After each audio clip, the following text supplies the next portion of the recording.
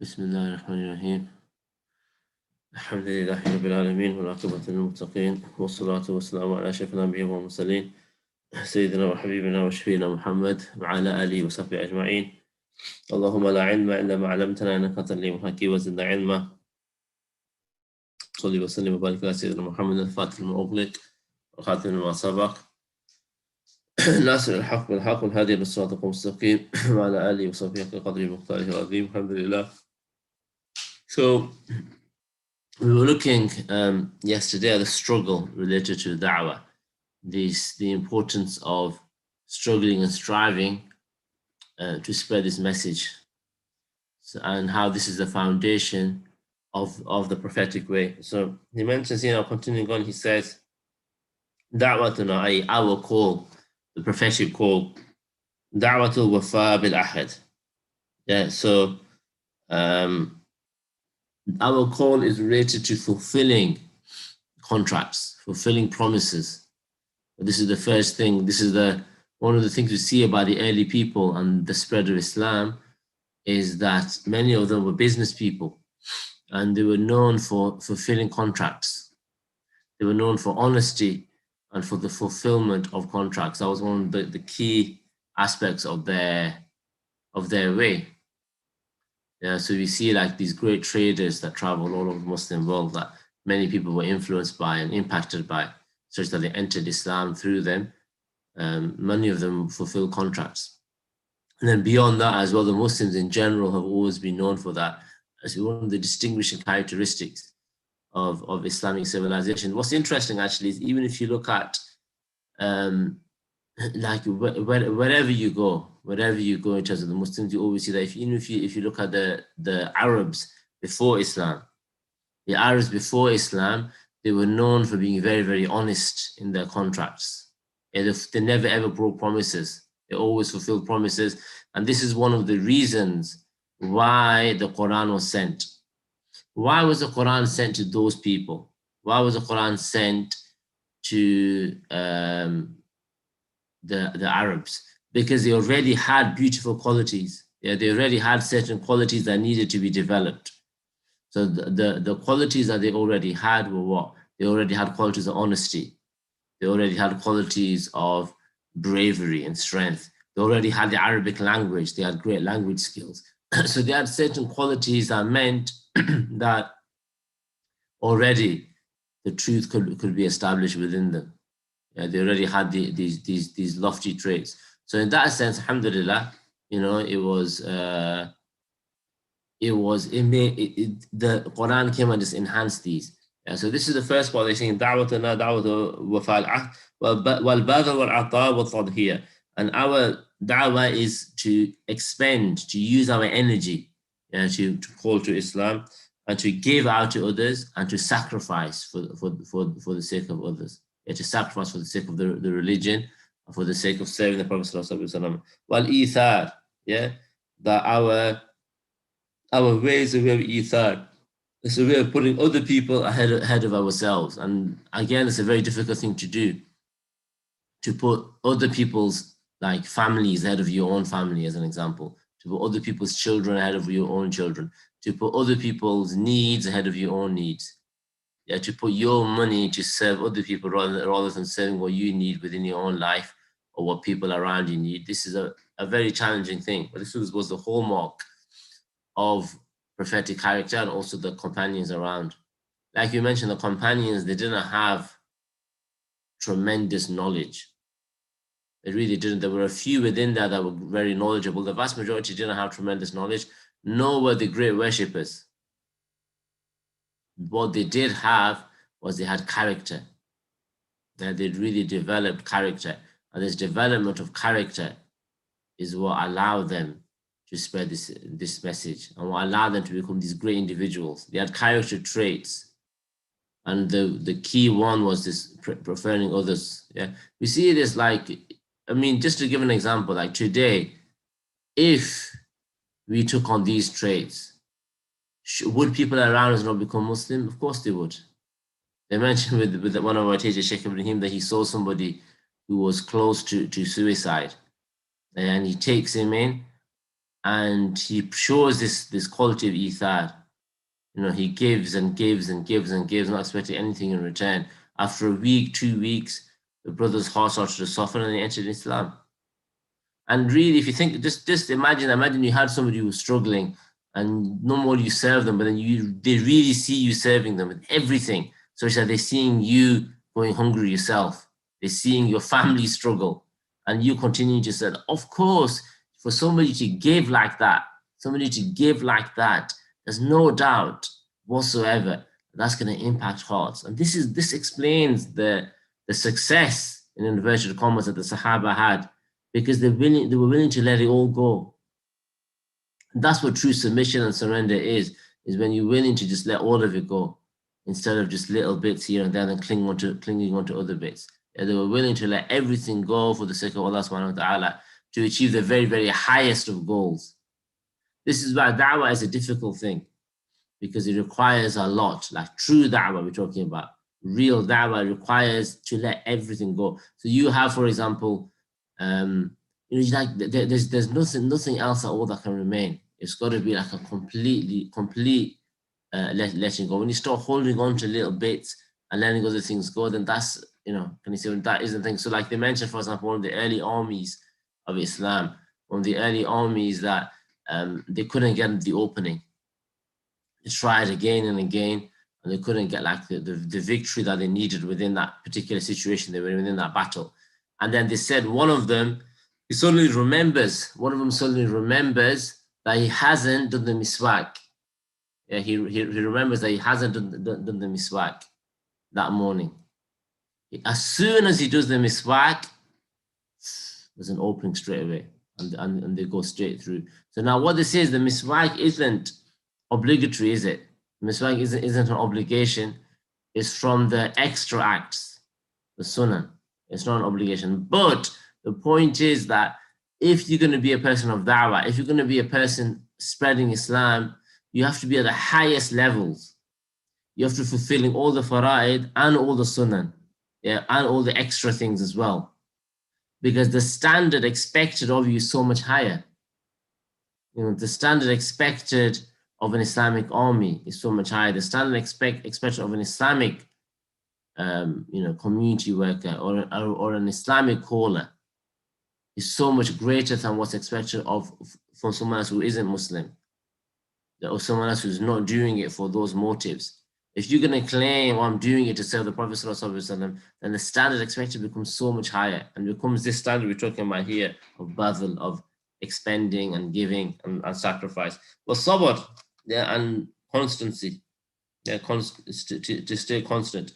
Well, ihtimal, and bearing difficulty, with zuhud. Yeah, with zuhud. With zuhud, of course, is this detachment from the dunya. The dunya is a place of distraction. It's a place that distracts the heart. The zuhud is to not be distracted.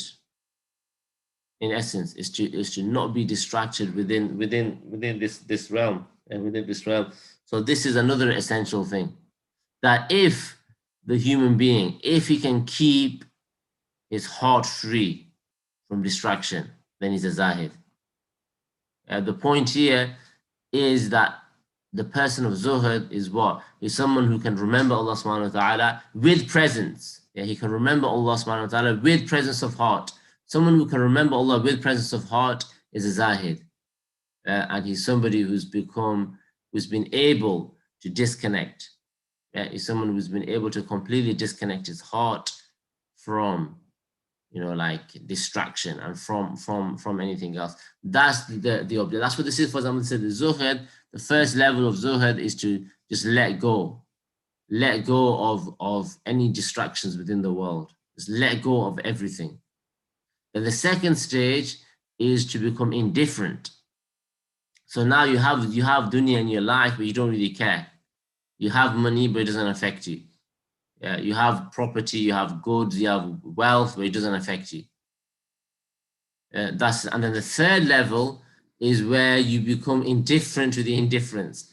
In other words, the fact that you are liberated, the fact that you are free from the dunya, it shouldn't make you arrogant. Because what can happen to the human being is you can start thinking, Masha, look at me. You know, I've got all these things and it doesn't bother me. Like, look how what a good person I am. And look at, you know, them over there, they're struggling and he's struggling, she's this. And yeah, so to remove even that and to become a person of humility and zuhud, that's the key, that you humble yourself. Yeah, you completely and utterly humble yourself. You don't see yourself as anything special, even though you've been given a great gift, which is a gift of being removed. They say that the one who prays with a heart undistracted receives 1,000 times more reward. Or you can't even compare the prayer.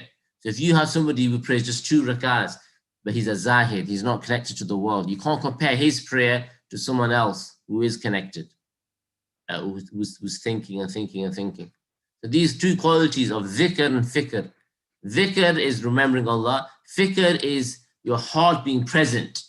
Your heart being present with Allah. So the key is, if people can go through the dunya, and you have to be real with yourself. You can say, I can go through the dunya and my heart is always present with Allah. MashaAllah. And then the dunya has no impact on you. But the reality is not that. And we know, especially us guys living in the West, it's definitely not the case. Like, one of the things about going to a place like Tarim is you spend 4 or 5 hours a day at least, just like in the prayer hall. So it really gives you a chance to remember Allah, to reflect, to deeply reflect and look at what's going on within you. And when you look within you, it's not nice.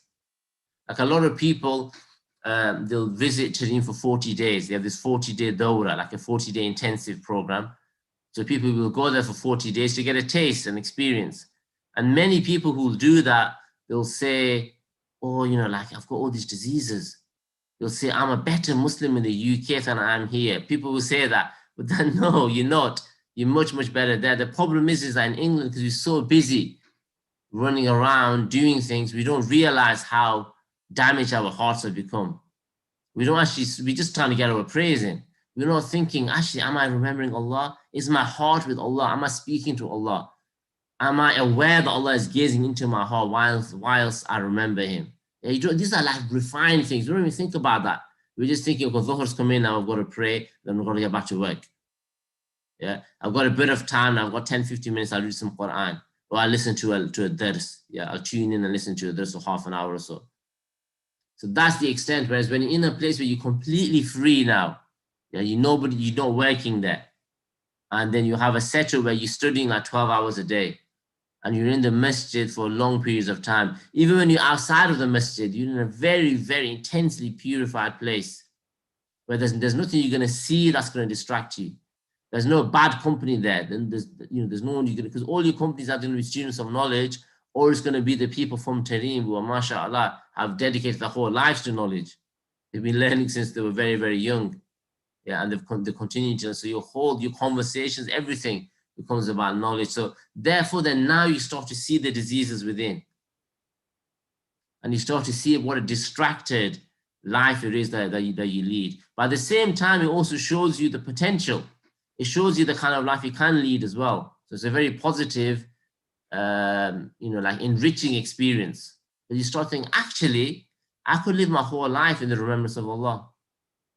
Yeah, I could live my whole life such that every second I'm getting better. Every second I could improve. I could live my life so every single prayer that I do is better than my last prayer, which is kind of what the point, isn't it? That's what we're supposed to be living our lives. But the environment often doesn't facilitate it.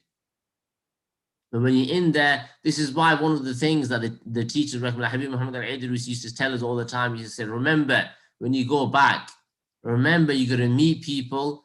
They don't live in this environment. They haven't had the opportunity to experience this environment, to live like this. So don't judge them by the standards of the people that you're seeing here. Because these people, they've got it made. They've got an environment where they're able to learn, remember Allah, be in a state of peace, and gain blessing upon blessing. And historically as well, look how many, there's prophets, how many prophets have walked those lands, and how many thousands, hundreds of thousands of great scholars have been there. And there's no doubt the immense barakah, the immense blessings and goodness that comes from that as well. So when you put all that together, then you end up in a place where you can't, and then you start to say, this is what Zuhud really is. Because honestly, really, by Allah, you don't even think about these things when you're there. You don't even think about like money. You don't even think about a house, where you're living. You really just couldn't care less. Like, you know, none of us have cars that you don't even think about whether you have a car or not. You don't just don't have a car. You don't, like, never once in the 15 months I was there did I ever think, oh, I need to get a car. You know, like, why am I gonna get a car? Forget about what type of car should I get. Should I get a good car? Yeah, you don't even think, am I making it enough for this? Am I making it enough for that? Yeah, because you're just concerned with much higher things. And you also, there's a sweetness to living that you're experiencing much higher things, that your desire and your concern changes. So that type of mentality, that type of worldview, just so radically different that's really Zuhud. So there, like, so if somebody comes along and gives you money, you don't even want it. Somebody gives you money, it's like it becomes a fit, literally. So it becomes like a fitna to you, because like, this is just gonna like waste my time. You're just gonna get rid of it. You're just gonna go and give it to some miskeen, or just go and give it to somebody who really needs it. Yeah, you start thinking, how can I use this money to get closer to Allah? Maybe I can use this money to support, like, you know, that brother over there who's struggling, or like whatever it might be. So if you come to that mentality in the UK, you're just going to be giving, giving, giving, because there's so many people out there that are struggling around us. Yeah, so this is the what we're sort of referring to, and the opposite end of that scale. Really, this is one of the things when you're in a place like Tarim, you're experiencing that. I mean, just imagine living that kind of a world where you're just immersed. You're going to spend like a minimum of 4 hours a day, 5 hours a day remembering Allah. 4 or 5 hours a day remembering Allah. Then you're going to spend another 8 or 9 hours a day gaining knowledge, Islamic knowledge, in circles with people that have studied all the way back, direct chains back to the Prophet ﷺ, some of the greatest scholars alive, specialists in every area you can think of, whether it's the Quran, whether it's hadith, whether it's da'wah, whether it's spirituality, whether it's fiqh, whatever it might be. So when you're in those types of environments, constantly in those types of environments, what space then is there going to be in your heart for the dunya? What are you going to think about the dunya for? And then like that's your basic. And then on top of that, then you're having private lessons as well with teachers. And or you're going on visitations. You visit like amazing places with other great scholars. You visit different mosques. Yeah, you visit different like places where the awliya are buried. You just visit blessed places on every possible level. Yeah, you constantly improving. Your whole life is just a constant like striving to get better and better and better, and to improve and to get closer and closer to your Lord. So when you're in that kind of environment, then like Zuhud, you start to understand what Zuhud really is. And it's just about you don't have an interest in, you don't even look towards the world and, you know, what's in your bank balance, or like, you know, what kind of clothes you're wearing. I mean, who cares what kind of clothes you're wearing? Like, you just don't even think about that. What kind of food you're eating. Now, the food that you eat is very, very simple. It's a very limited basic diet. But again, it doesn't, nobody's ever complained. I never heard anybody once complain about food there. By Allah, not a single person that I hear complaining about food. Yeah, none of them complained about it. They just eat it. And if you looked at what they were eating, you know, this isn't good. This isn't good food. Yeah, but people are just there. They're just in a beautiful environment. I mean, it's called Bi'a Mustafawiya. When you live outside, it's called the prophetic, the Mustafawi environment. And it literally is. You know, like names have realities, and oftentimes we just have names without realities in this world. We just have like the madrasa, but it's not really a madrasa. It's not really a school, is it? It's not really nurturing anybody. Or the rawda, you know, like the nursery. It's not really a garden of any sorts at all. Yeah, etc. So we just have names. Even the masjid is what? The place of sujood. Like, where's the sujood? Are we prostrating our very beings before Allah? Or are we making sajda like gymnasts? Physical movements where the heart is just not present at all, not interested in engaging with his Lord or her Lord. Yeah, so all these are just names. Whereas when you go to a place where the reality is there as well, it's profound. You have form and you have content. You have meaning as well as the outer. There's certainly things that and you start to see the potential as a human being, really, rely becomes possible there. You know, if you stay there for 10 years, you would attain sainthood. You would become somebody beloved to Allah. I guaranteed you would, because it's a tried and tested system. How many people have gone through the system and they've emerged as people who love Allah and Allah loves them? Hundreds of thousands. So this is like scientifically verified. You've seen so many, so you know and you feel it when you're there. But you feel that you're on a path here and you're improving every day. Yeah, so this is the essence. The reason I mentioned this is Zohar. So when you're talking about da'wah, this is what we mean by Zohar, to completely be disconnected from the world, to have no interest in the world.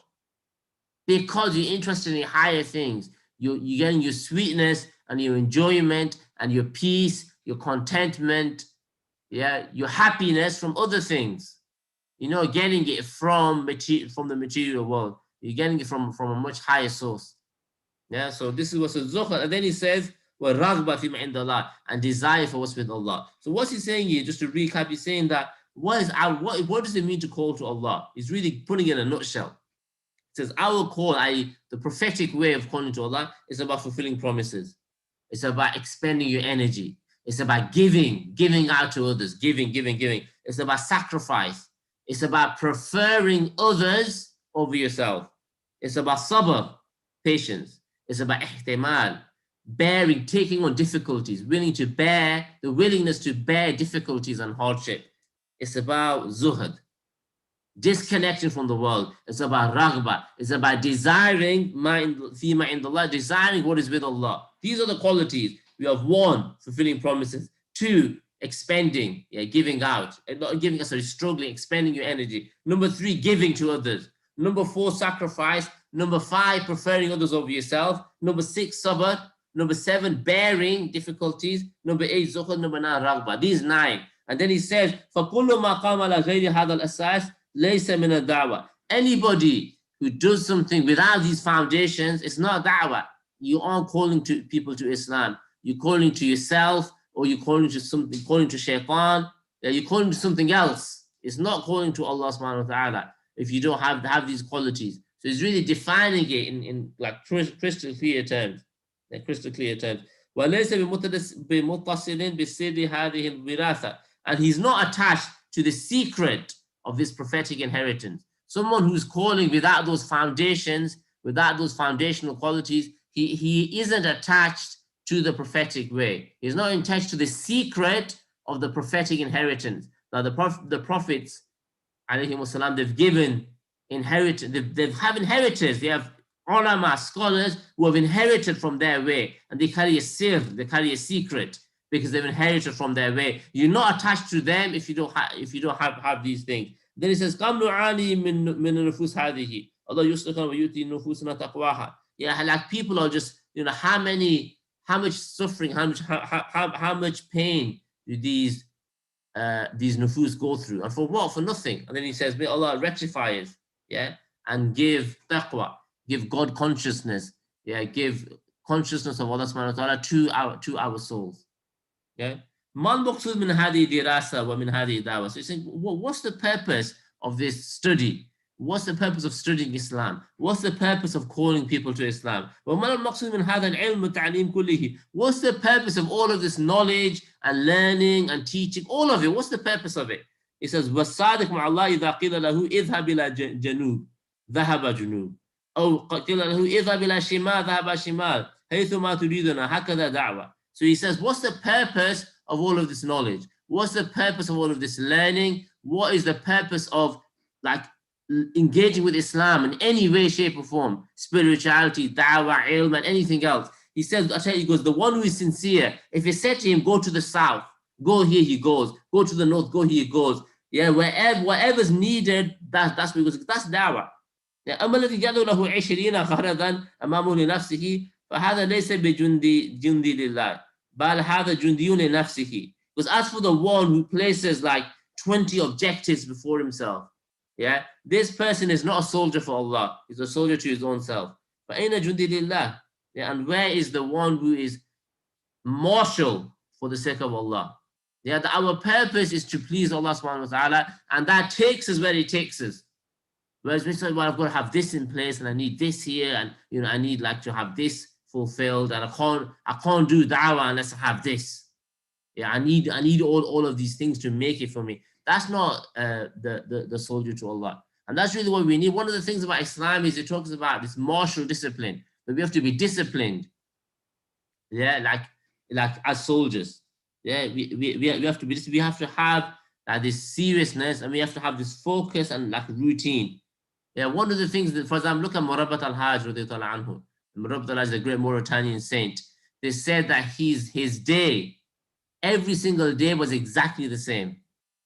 Remember our teacher Sheikh Ibrahim saying, like, this is like, 15 years after the event, 15 years after he started with Murabbat al-Hajj, maybe even 20 years, he said, I could tell you right now what he's doing. His days, at every single day is the same. You know exactly where he's going to be. He's either going to be walking to the masjid, or giving the adhan, or leading the prayer, or teaching, or reading Quran, or doing his dhikr, or taking a nap, or eating with his family. Yeah, you know wherever he's going to be, every single moment is planned, and his days is the same. It stays the same. That's what we call discipline.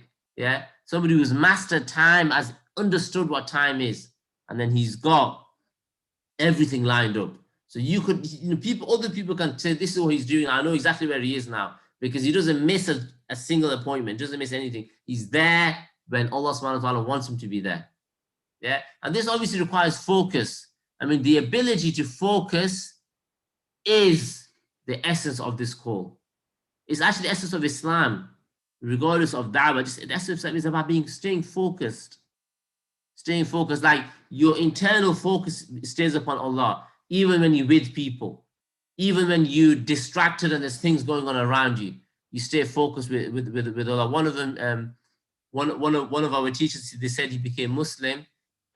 He said, one of the reasons I became Muslim was, he said, once, he goes, I was in Cairo, and he said, and I looked up, and it was just busy. I mean, Cairo, people who've been to Cairo is an absolutely insane city, 20-25 million. I mean, most of the time you're driving bumper to bumper. It's absolutely insane. It's so busy. So he said he saw this street sweeper who just put his things down, and he was praying. Allahu Akbar, he was praying, and he said he was completely still and completely tranquil. You could see that he was still and at peace. And he said around him is absolute chaos. People running out, doing all sorts. It's like, the rush hour in London. Yeah, that type of unbelievable, and because he was completely still. And he goes, I thought to myself, how did he do that? How is he able to achieve that stillness at that point? This is the point, that this is what we have to show. If you want people to become Muslim, we want to bring our youth away. Yeah, we want to take people into this beautiful religion of Islam. We have to show them the benefits. So he saw the benefits. He was like, look, this is what Islam gives you. It allows absolute stillness in a time of chaos. You're able to remain completely still and completely focused upon your Lord. Even then, like people that can remain focused on the Lord, even in crisis. One of our teachers, his mother's on a deathbed, and he's able to stay focused upon Allah subhanahu wa ta'ala and make du'as for his mother that are going to benefit him and benefit her. Yeah, he's able to remain still and focused. So that's the key, is to be able to maintain that focus throughout whatever you do. And it takes struggle. Yeah, it takes that initial struggle to be able to develop a heart that's able to remain like that. Inshallah. So we ask Allah for tawfiq to allow us to do that, inshallah. And we'll stop there. If there's any questions, inshallah, we can take questions, inshallah.